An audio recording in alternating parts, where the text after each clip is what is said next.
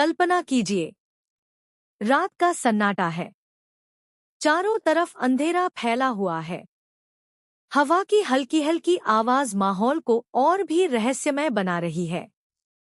तभी सहना की नजर अचानक उस दृश्य पर पड़ती है जिसकी उसने कभी कल्पना भी नहीं की थी। सामने मुरली खड़ा है, लेकिन वह अकेला नहीं है। उसके साथ एक अनजान लड़की मौजूद है। दोनों किसी गंभीर बात में व्यस्त दिखाई देते हैं। यह नजारा देखते ही सहना के पैरों तले जमीन खिसक जाती है। सहना की धड़कनें तेज हो जाती हैं। उसके मन में एक ही सवाल गूंजने लगता है, क्या मुरली ने उसे धोखा दिया है? या फिर इस पूरी कहानी के पीछे कोई ऐसा सच छिपा है जिसे अभी तक किसी ने नहीं जाना? सहना खुद को संभालने की कोशिश करती है, लेकिन उसकी आंखों में आंसू भर आते हैं। वह दूर खड़ी होकर दोनों की हर हरकत पर नजर रखने लगती है। उधर मुरली को इस बात का बिल्कुल भी एहसास नहीं होता कि कोई उसे देख रहा है।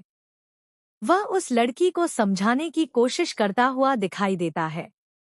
लड़की बार बार रो रही है और मुरली उसे शांत रहने के लिए कह रहा है। दूर से देखने पर यह दृश्य किसी भी इंसान को गलतफहमी में डाल सकता है। लेकिन क्या जो दिखाई दे रहा है वही सच है?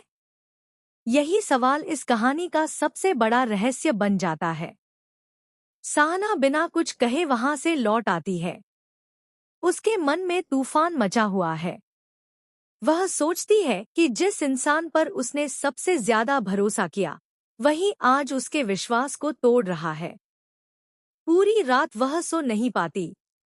उसके मन में मुरली और उस रहस्यमयी लड़की की तस्वीर बार बार घूमती रहती है।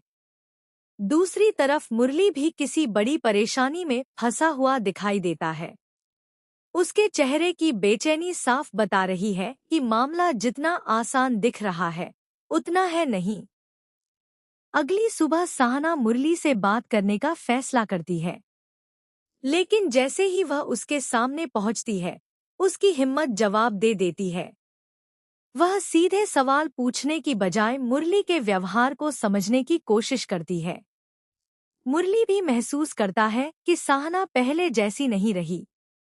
उसकी आंखों में भरोसे की जगह शक दिखाई देने लगा है। इसी बीच कहानी में एक और बड़ा मोड़ आता है। वही रहस्यमय लड़की अचानक गांव में दिखाई देती है। गांव के लोग उस